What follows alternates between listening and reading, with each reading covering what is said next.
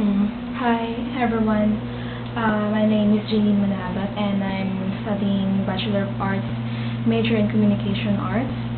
And of course, I'm a journalist aspirant and my biggest goal is to personally interview you, Mr. President, Benigno Simeon Aquino III, one-on-one talk.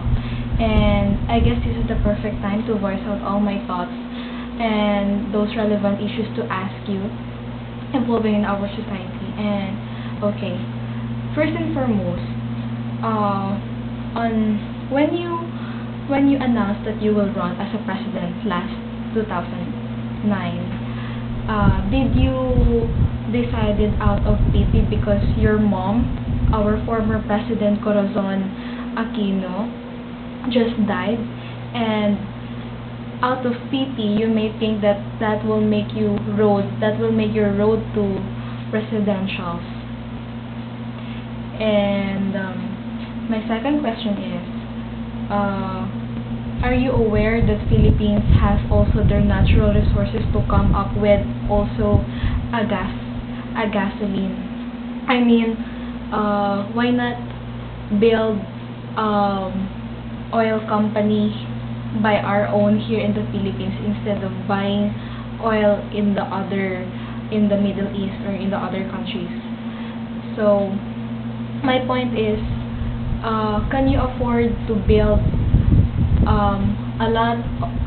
Can you afford to build oil companies here in the Philippines?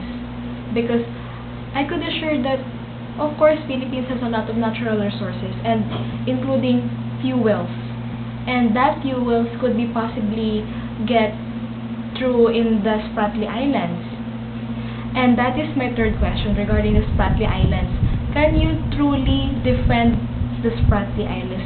And thinking that there's a lot of other countries claiming that island. And my fourth question is, this may be personal. Do you still have plan for your love life? And